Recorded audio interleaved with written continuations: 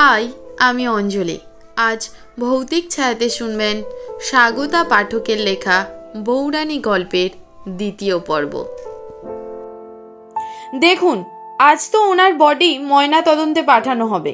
Report আসার পর আমাদের আরও একবার আসতে হবে। আজ সামান্য কিছু জিজ্ঞাসাবাদ করলাম, বাকিটা না হয় পরেই হবে। কথাটা বলে অফিসার পুলক দস্তিদার চলে গেলেন। অপলা দেবী বিষণ্ণ মুখে বসার ঘরে বসে আছেন। বাড়ির সকল সদস্য সেখানে উপস্থিত। দেবায়নের বাবা বললেন, হঠাৎ করে বাড়িতে এমন একটা ঘটনা কিভাবে যে ঘটলো সেটাই বুঝতে পারছি না। কাল বাড়িতে একটা অনুষ্ঠান গেল, আর আজই এই অবস্থা। দেবায়নের বড়দা বলল, ব্যাপারটা ভালো হলো না। রায়চৌধুরী বাড়িতে আজ অবধি কেউ কোনো দাগ লাগাতে পারেনি, আর সেখানেই নাকি খুন। দেবায়ন বলল, সত্যি মানুষটার জন্য খুব কষ্ট হচ্ছে। এমন সাধাসিধে মানুষ যার কোনো শত্রু নেই, তার এমন করুণ পরিণতি সত্যিই মেনে নেওয়া যায় না। ইন্দিরা আঁচল দিয়ে চোখের জল মুছেই চলেছে। এতক্ষণ অপলা দেবী কোনো কথা বলেননি। উনি এবার বললেন, যেটা হওয়ার হয়েছে, এবার সবাই যে যার কাজে যাও। পুলিশ তদন্তে নেমেছে, নিশ্চয়ই অপরাধীকে ধরা হবে। সকলেই দীর্ঘশ্বাস ফেলে উঠতে যাবে, তখন শ্রীময়ী বলল, আমার একটা কথা বলার ছিল। দেবায়ন বলল, কি কথা? আসলে এই ব্যাপারটা এই খুনের সাথে রিলেটেড কিনা জানি না, তবে বেশ অদ্ভুত লাগলো, তাই ভাবলাম বলি। অপলা দেবী বলল, কি ব্যাপার বউরানী? পিসিমা, কাল প্রায় রাত 2:30 হবে আমি উঠেছিলাম বাথরুমে যাওয়ার জন্য। হঠাৎ শুনতে পাই নূপুরের শব্দ মনে হচ্ছিল। বারান্দায় ওই প্রান্ত থেকে কেউ যেন নূপুর পরে এই দিকে আসছে। প্রথমে আমার ব্যাপারটাকে নিছক কানের ভুল মনে হয়, কিন্তু আমি ভালো করে শোনার জন্য দরজায় কান পাতি, আর স্পষ্ট শুনতে পাই কেউ যেন নূপুর পরে হেঁটে আসছে। আমার বড্ড ভয় করে, আর তার থেকেও অবাক করা বিষয়, নূপুরের শব্দটা ঠিক আমার ঘরের দরজার সামনে এসে থেমে যায় এবং মুহূর্ত খানেক সবকিছু চুপচাপ থাকে। তারপর সেই শব্দটা হেঁটে হেঁটে চলে যায় বারান্দার থেকে নিচে নামার সিঁড়ির দিকে। একবার মনে হয়েছিল দরজা খুলে দেখি, কিন্তু সাহস হয়নি। শ্রীময়ীর মুখে ওই কথাটা শুনে সেখানে উপস্থিত সকলের চোখ মুখের রং ফ্যাকাশে হয়ে গেল। একে অপরের দিকে মুখ চাওয়াচাওয়ি করতে থাকলো। দেবায়ন শ্রীময়ীর হাত ধরে ওইখান থেকে বের করে নিয়ে আসে নিজের ঘরে। তারপর ঘরের দরজা বন্ধ করে বলে, শ্রীময়ী, আজ যা বলার বলেছ, কিন্তু এই কথা আর কোনোদিন ভুলেও আলোচনা করবে না, বিশেষ করে মায়ের সামনে। কিন্তু কেন? এমনটাও তো হতে পারে যে অমর নূপুর পরে রাতের বেলায় হেঁটে বেরিয়েছে, সেই অরিদাকে মেরেছে। এটা কোনোভাবেই সম্ভব হতে পারে না। কেন পারে না? পারে না যখন বলছি পারে না, ব্যাস। কিন্তু কেন? আর তুমি এত শিওর হচ্ছ কিভাবে? কারণ যে নূপুর পরে রাতের বেলায় হেঁটে বেড়ায় সে কোনো পার্থিব জগতের নয়। কি? সে কোনো মানুষ নয় শ্রীময়ী। কি বলছো তুমি? হ্যাঁ, যা বলছি ঠিক বলছি। আজকের দিনে দাঁড়িয়ে এই কথাটা বলতে তোমার লজ্জা করছে না? এইগুলো বিশ্বাসযোগ্য ব্যাপার? শ্রীময়ী, তোমার কাছে এইগুলো হাসির কথা হতে পারে, কিন্তু আমাদের কাছে এটা অতীব সত্যি, আর মায়ের কাছে যন্ত্রণার। মায়ের কাছে যন্ত্রণা মানে? যার পায়ের নূপুরের শব্দ শুনেছ সে আমার দিদি। আমার মেজদার সাথে যমজ হয়েছিল। আমরা 4 ভাই বোন খুব আনন্দেই থাকতাম। আমি তখন বছর 13 হব, দিদি তখন 17। দিদি সাজতে খুব ভালোবাসতো, আর বিশেষ করে পায়ের নূপুর পরতে ওর খুব ভালো লাগতো। নূপুরের প্রতি ওর অমন অবসেশন দেখে পিসি ওর ডাকনাম রেখেছিল নূপুর। ভালো নাম ছিল দিতিপ্রিয়া। একদিন দুপুরবেলা আমরা 4 ভাই বোন ছাদে খেলা করছিলাম। খেলতে খেলতে অসাবধানতায় দিদি ছাদ থেকে পড়ে যায়।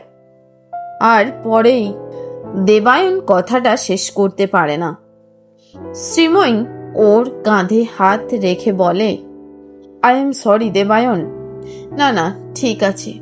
চোখের কোণে ছলকে যাওয়া 1 ফোঁটা জল মুছে দেবায়ন বলে, দিদি চলে যাওয়ার পর মা কেমন পাগল পাগল হয়ে যায়। খুব ভালোবাসতো দিদিকে।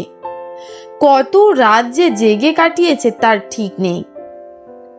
মা কাঁদতো আর দিদিকে ডাকতো, বলতো, ফিরে আয়, ফিরে আয় নূপুর, তুই ফিরে আয়। আর হয়তো দিদিও এই বাড়ি আর মায়ের মায়া কাটিয়ে যেতে পারেনি। মাঝরাতে ওই যে সময় তুমি বললে, ঠিক ওই সময় প্রতি রাতে পায়ের নূপুরের শব্দ শোনা যেত। প্রথম মা শুনেছিল, আমাদের বলে, কিন্তু কেউ বিশ্বাস করেনি। কিন্তু তারপর রাতের ওই নির্দিষ্ট সময় আমরা সকলে সজাগ থেকে শুনেছি। সত্যি নূপুরের শব্দ পাওয়া যেত। দিদি যে আজও আমাদের মাঝে আছে সেটা ওই নূপুরের শব্দ দিয়েই বুঝিয়ে দেয়। বুঝলাম, কিন্তু তোমরা কোনোদিন দেখার চেষ্টা করনি? করেছি, আর সেটাই আমাদের ভুল হয়েছে। ভুল হয়েছে মানে? প্রথম ভুলটা আমি করি। বয়স অল্প, কৌতূহল বেশি।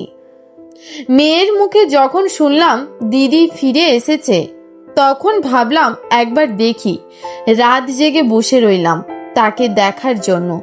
নূপুরের শব্দ শোনার সাথে সাথে সজাগ হয়ে গেলাম এবং তাকে দেখার জন্য দরজা খুললাম। দেখলাম ঠিক দিদির মতো লম্বা, মাথার চুল যেন কোমর সমান। অন্ধকারে এইটুকুই দেখলাম। ভয় পেয়ে গিয়েছিলাম। কিন্তু পরদিনই আমাদের বাড়িতে একটা বিপদ ঘটল। কি বিপদ? বাড়িতে একজন চাকর মারা গেল রহস্যজনকভাবে। আমাদের কুল পুরোহিতকে ডাকা হলো। তাকে সবটা বলার পর উনি বললেন, নূপুর ফিরে এসেছে, কিন্তু সে তো আর মানুষ নেই। সে ইহজাগতিক নয়। সে নিজের অস্তিত্ব জানান দিচ্ছে, দিক, কিন্তু তাকে দেখার বা তাকে বাধা দেওয়ার চেষ্টা করো না। তবে সে কিন্তু এক এক করে সব শেষ করে দেবে। কারণ আত্মার কাছে আপন পর বলে কিছুই হয় না। তবে থেকে রোজ রাতে আমরা নূপুরের আওয়াজ শুনি। সময়ের সাথে সাথে সবটা অভ্যাস হয়ে যায়। আমরা আর কেউই এইসব নিয়ে আলোচনা করতাম না। আর আজ এত বছর পর আবার সেই কথা মায়ের সামনে উঠল। দেবায়ন, আমি তো কিছুই জানি না। সেটাই স্বাভাবিক, আমি তোমাকে কিছু বলিনি। তবে এই বাড়িতে আসার পর বলে দেওয়া দরকার ছিল। এইদিকে আমি ভাবছিলাম এই কথাটা আমি পুলিশকে বলবো। তোমার মাথা খারাপ? এইসব কথা বাইরের কাউকে বলা যাবে না। যা শুনেছ ভুলে যাও। এই রায়চৌধুরী বাড়ির সম্মান এখন তোমারও সম্মান। শ্রীময়ী বুঝে পায় না এই অশরীরী ব্যাপারের সাথে বাড়ির সম্মানের কি ব্যাপার জড়িয়ে আছে। দেবায়নের কথাতে অসঙ্গতি খুঁজে পায় শ্রীময়ী। পরদিন সকালে বাড়িতে পুলিশ আসে। অফিসার পুলক দস্তিদার জানায়, ওইভাবে পরিত্যক্ত কুয়োতে একজন মরে পড়েছিল, সেটা স্বাভাবিকভাবেই খুন বলেই মনে হচ্ছিল। আজ পোস্টমর্টেম রিপোর্ট হাতে পেয়ে সেটা আরও বেশি ক্লিয়ার হয়ে গেল। দেবায়নের বর্দা দেবাশিস জিজ্ঞেস করলেন, কি পেলেন রিপোর্টে? দেবাশিস বাবু, বলবো বলেই তো এসেছি, একটু ধৈর্য ধরুন। আগে বলুন, ওই হরিদাস মণ্ডলের বাড়ির লোককে কি আপনারা খবর দিয়েছেন, না আমরা খবর দেব? এবার ইন্দিরা দেবী বললেন, ওর বাড়ির লোক বলতেই আমরাই। ওর কোনো পরিবার নেই। সে কি অনাথ নাকি? দেবায়নের বাবা বিশ্বনাথ বাবু বললেন, না, ঠিক নয়, আবার অনাথও বলতে পারেন। আমাদের বাড়িতেই সে ছোট থেকে মানুষ। ওর মা বাবা আমাদের বাড়িতেই চাকর ছিলেন। মা বাবা গত হওয়ার পর ও এইখানেই থেকে যায়। ওর কোনো আত্মীয় স্বজন আছে বলে আমাদের জানা নেই। বিয়ে থা করেননি? না, বাবা বেঁচে থাকতে বলেছিলেন, হরি বিয়ে কর, কিন্তু সে রাজি হয়নি। তার কাছে সংসার ধর্ম একটা ঝামেলার বিষয়। বুঝলাম। তবে ওর অন্তিম কাজ আপনারাই করবেন? বিশ্বনাথ বাবু বললেন, আগে হ্যাঁ। ঠিক আছে, এবার তবে রিপোর্টের ব্যাপারে আসি। পোস্টমর্টেম রিপোর্ট অনুযায়ী হরিদাস মণ্ডলের মৃত্যু মাথায় আঘাত লেগে হয়নি। মাথায় আঘাত লাগার কমপক্ষে 8 ঘন্টা আগে তার মৃত্যু হয় এবং তার পেটে বিষ পাওয়া যায়, তাও অতি সামান্য ঘরোয়া বিষ, ইঁদুর মারার বিষ। এবং সে মরে যাওয়ার পর তার মাথায় আঘাত করা হয় এবং তারপর তাকে ওই কুয়োতে ফেলে আসা হয়। ও হ্যাঁ, আর একটা বিষয় জানার ছিল, হরিদাস মণ্ডল কি মদ্যপান করতেন? দেবাশিস বললেন, হ্যাঁ করতেন, তবে সব সময় নয়, অকেশন পারপাস।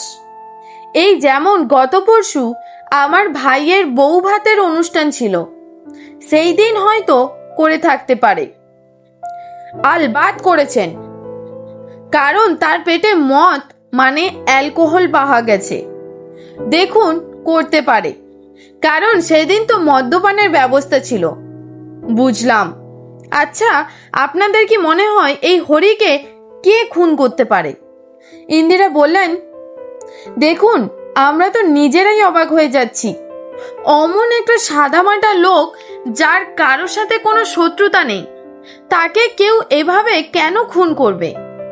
আপনি কিভাবে জানলেন যে তার কোনো শত্রু নেই? হয়তো আছে, আপনি জানেন না। দেবাশিস বলল, দেখুন, আমরা তেমন কিছু দেখিনি, তাই মা ওই কথাটা বলল। আপনার মায়ের কথা আপনার মায়ের মুখ থেকেই শুনি, আপনি না হয় পরে বলবেন। আসবো, আমরা আপনার কাছে আসবো। সবাইকে মোটামুটি জিজ্ঞাসাবাদের পর এবার পালা আসলো শ্রীময়ীর। তাকে জিজ্ঞেস করতে যাবে, দেবাশিস বাধা দিয়ে বলল, ও নতুন বউ, সেভাবে কাউকেই চেনে না, আর হরিকে চেনেই না বলতে গেলে। 2 দিন হলো বাড়িতে এসেছে, ও এইসব ব্যাপারে কি বলবে? দেখুন দেবাশিস বাবু, প্রথম থেকেই দেখছি আপনি একটু বেশি কথা বলছেন। কে নতুন কে পুরনো সেটা আমি বুঝতে পারি, সেই বোধটুকু আমার আছে। আর নতুন হলেও উনি আসার পরই বাড়িতে খুনটা হয়েছে, তাই প্রশ্ন তো ওনাকেও করতে হবে। এক্সকিউজ মি অফিসার, আপনি কি বললেন? আমি আসার পর বাড়িতে খুন হয়েছে? এর থেকে আপনি কি বোঝাতে চাইছেন? শ্রীময়ী একরাশ বিরক্তি নিয়ে অফিসারের দিকে প্রশ্নটা ছুড়ে দিল। না না ম্যাডাম, আপনি আমাকে ভুল বুঝছেন। আমি আপনাকে কোনোভাবেই এই খুনের জন্য দায়ী করছি না। আমি বলতে চাইছি, আপনি আসার পর খুনটা হয়েছে, হয়তো কোনো ক্লু পাওয়া যেতে পারে আপনার কাছে। এই যেমন এই বাড়িতে আসার পর আপনি কোনো অস্বাভাবিক ব্যাপার লক্ষ্য করেছেন কিনা, বা কেউ কিছু বলেছে কিনা আপনাকে, যেটা আপনার সন্দেহজনক মনে হয়েছে। শ্রীময়ীর মাথায় ঘুরছিল সেই রাতের নুপুরের শব্দের কথা, কিন্তু বাড়ির সবাই ওকে মানা করেছিল কথাটা বলতে, তাই সে কোনোভাবেই বলতে পারল না। কিন্তু তার কাছে সন্দেহজনক ব্যাপার এটা ছিল, এরপর এই 2 দিন সে আর রাতের বেলায় নুপুরের শব্দ শোনেনি। সত্যিই যদি এটা অশরীরী হয়, তবে খুন হয়ে যাওয়ার পরপর 2 দিন কেন শোনা গেল না? নিশ্চয়ই ওই খুনের সাথে এই নূপুরের আওয়াজের কোনো না কোনো যোগাযোগ আছেই আছে। অফিসার পুলক দস্তিদার জিজ্ঞেস করলেন, কই ম্যাডাম, কোথায় হারিয়ে গেলেন? বলুন কিছু। কি বলবো বলুন, আমি এই বাড়িতে নতুন। হ্যাঁ, এটা খুব দুঃখজনক যে আমি আসার পর এমন দুর্ঘটনা ঘটল। তবে বিশ্বাস করুন, এই 2 দিনে আমার চোখে এমন কিছু সন্দেহজনক পড়েনি যেটাকে দিয়ে এই মার্ডারটাকে জাস্টিফাই করা যায়। বুঝলাম, ঠিক আছে, আজকের মতো প্রশ্ন উত্তরের পালা শেষ। আজ দুপুরের মধ্যেই বডি আপনাদের হ্যান্ডওভার করে দেওয়া হবে। আর হ্যাঁ, এই কেসের নিষ্পত্তি না হওয়া পর্যন্ত এই বাড়ি, এই শহর ছেড়ে কেউ যাবেন না। এবার দেবায়নের মেজদাদা, যাকে আসার পর থেকে কথা বলতে শোনেনি শ্রীময়ী, সে বলল, অফিসার, আমাকে তো আগামী সপ্তাহে পুনে যেতে হবে অফিসের কাজে। মিস্টার দেবর্ষীবাবু, ভগবানের কাছে বলুন যেন আগামী সপ্তাহের মধ্যেই কেসটা সলভ হয়ে যায়, না হলে পুনে যাওয়া আপনার হচ্ছে না। অফিসার চলে যাওয়ার পর শ্রী দেবায়নকে ডেকে ঘরে নিয়ে যায়।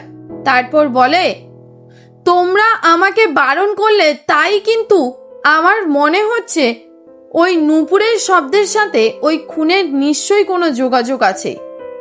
কারণ তুমি বলেছিলে রোজ ওই শব্দ হয়। আমি কিন্তু খুনের রাতে ওই শব্দ শুনেছি।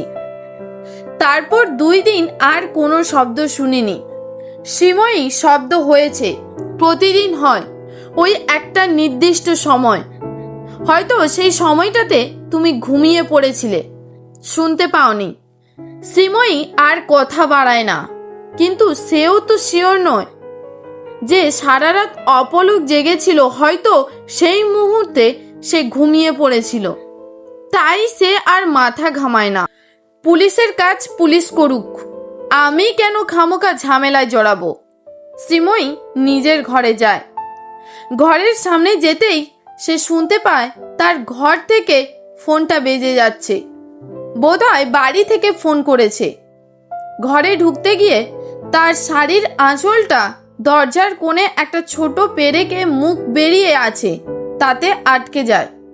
শাড়িটা ছাড়াতে গিয়ে সে লক্ষ্য করে সেখান আগের থেকেই একটা ছোট্ট লাল রঙের কাপড়ের টুকরো আটকে আছে। ওই তাড়াহুড়োতে কাপড় আটকে গেলে কেউ যদি টেনে নেয়, তখন যে অংশটুকু ছিঁড়ে আটকে থাকে সেই অংশটুকু।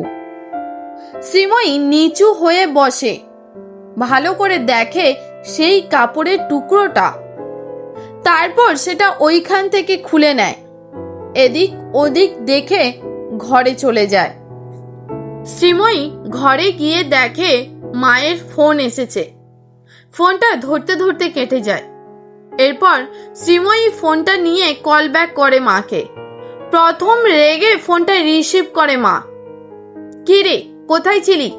ফোন করে যাচ্ছিলাম যে। নিচের ঘরে ছিলাম না।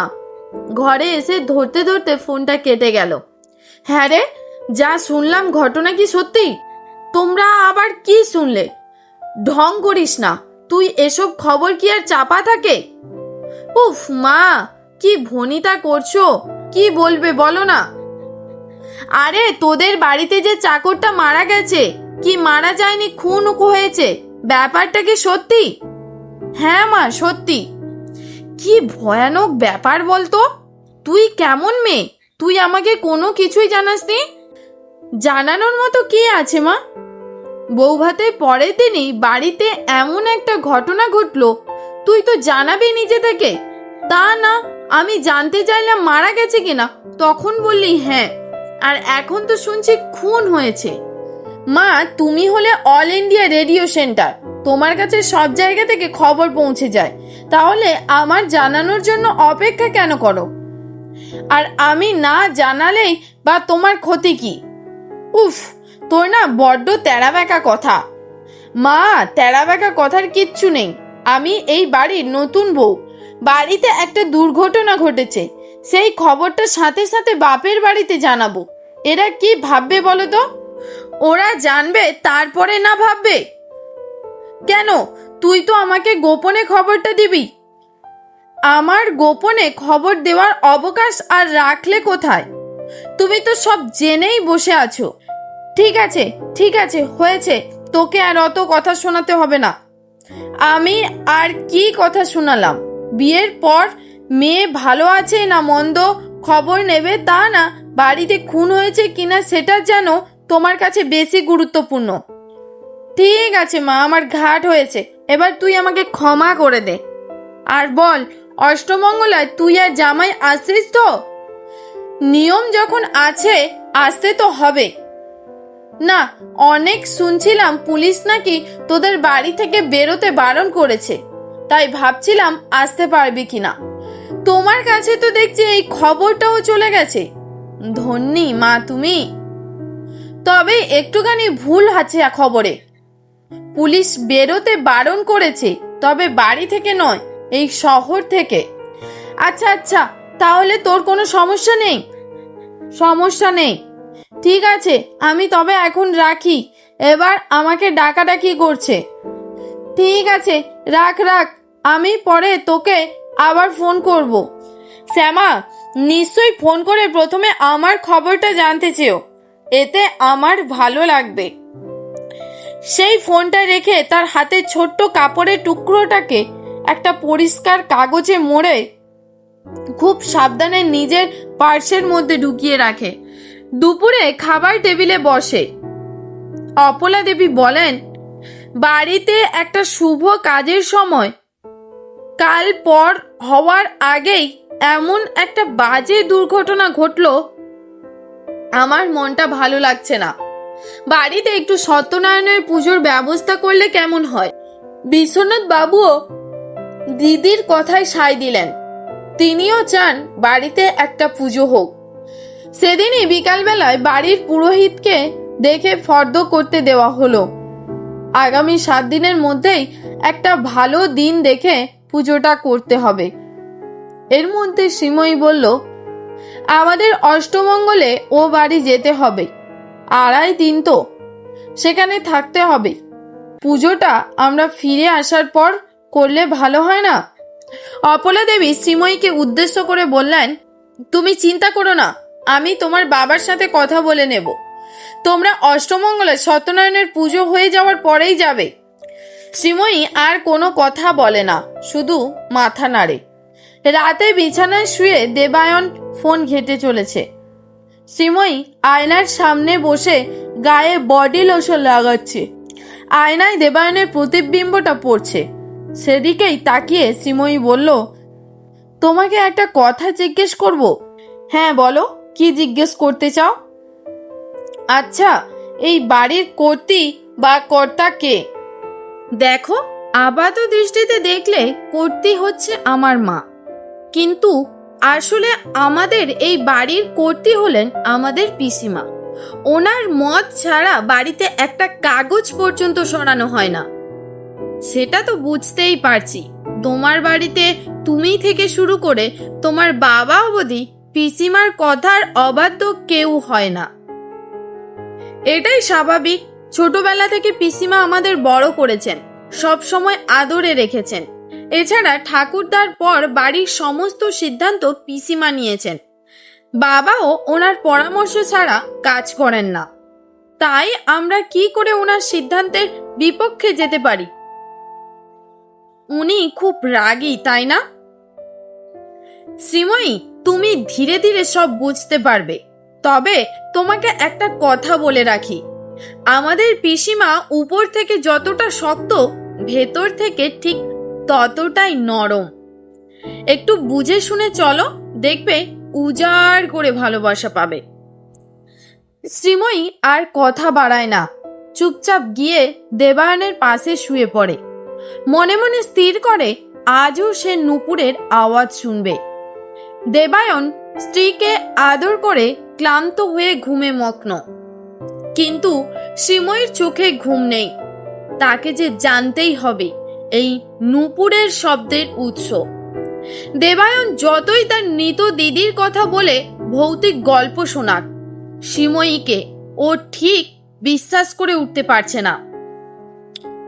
তাই সে আজ নিজের চোখে দেখবে কে এই রহস্যময়ী নারী।